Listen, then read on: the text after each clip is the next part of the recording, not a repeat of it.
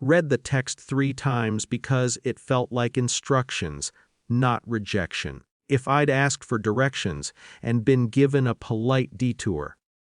I typed nothing back, folded the jacket I'd laid out for the evening and slid it onto the back of the chair. The apartment was quiet in the way that only rented places are, someone else's walls holding your breath for you. I set the kettle on, answered 2 emails I'd been avoiding.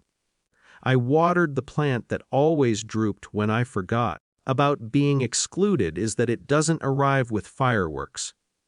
It shows up disguised as logistics, guest list constraints, expectations. Tone, it trains you to nod and move along. The day of the party I stayed in, turned off notifications without the theatrical flourish of deleting apps. Outside, a siren passed and then another.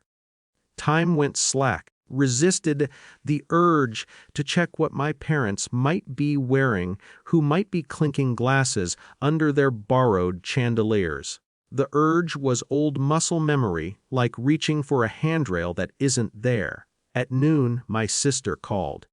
Her voice was thin, pulled tight around something she didn't want to say first. "Why did you hide this from the family?" I didn't answer immediately. I stood at the window and watched a delivery truck struggle into a narrow space. "Hide what?" I asked. "Because sometimes the truth is easier to approach from the side." "The news," she said. "Mom and Dad just saw it. She stopped. "They're asking questions." I asked her what she'd seen. She told me the name of the program.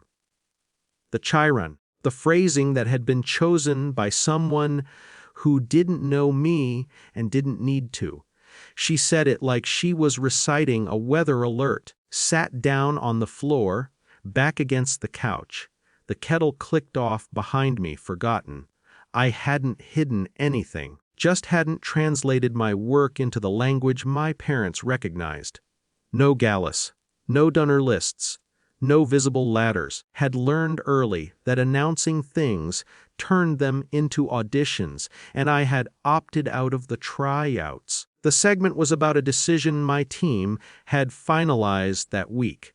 Dry words, consequences, a regulatory action that would ripple outward, quietly and expensively, through rooms like the one my parents were standing in. It wasn't fame, it was authority doing what authority does when it decides. "I didn't think it was relevant," I said. On the other end, someone spoke to my sister, not to me. A question floated through the phone, muffled, then sharper. She covered the receiver without realizing it doesn't work like that anymore. "They're saying they didn't know," she said. "They're saying," her voice caught. "They're asking why you weren't invited." I smiled, which surprised me. "They told me not to come." There was a pause long enough to hold a thought. "Security is asking for you," she said, and then corrected herself. "Not you. Your name." I didn't picture it. I didn't need to. I knew the shape of that moment, the tightening around a badge, the recalculation. The way a voice shifts when it realizes it has been speaking casually to a consequence. I stayed where I was. What happened next came to me later, in pieces. The event coordinator stepping aside, quiet phone call to someone who didn't pick up at first, the host's smile slipping into a smaller, more careful version of itself. Authority wasn't dramatic. It didn't raise its voice. It verified. By the time my sister called back, her voice had changed. Not steadier, calmer in a different way. "They want to talk to you," she said. "I'm busy," I said, which was true. Kettle had boiled down to nothing and needed attention. "Please," she said. "Not on their behalf. On hers." I didn't say yes. Say no. I said, "Tell them I'll call tomorrow. Silence is a tool when you don't use it as a weapon." That evening, past us standing at the counter. I washed the pot immediately instead of letting it soak. I answered one more email. The apartment held its breath and then let it out. The next day, a message arrived from my mother. Carefully worded, curious, not apologetic. She asked how long I'd been doing this work, as if it were a hobby that had gotten out of hand. She said the party had been complicated.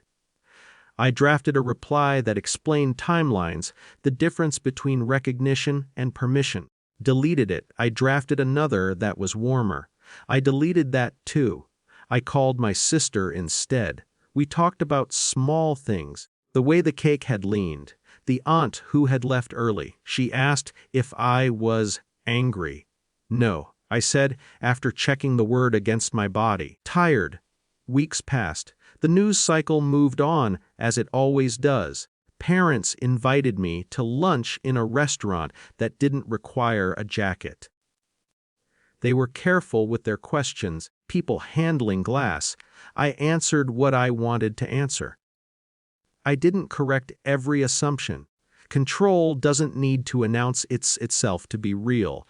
The class lines, the heads, once felt like walls, now looked more like scaffolding, temporary, rearrangeable, loud, while they're being moved, and quiet once they're gone. I still wanted things from my family that they didn't know how to give.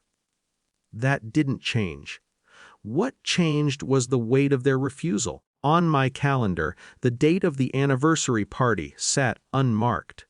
I didn't add anything to replace it. Some spaces don't need filling to prove they're yours.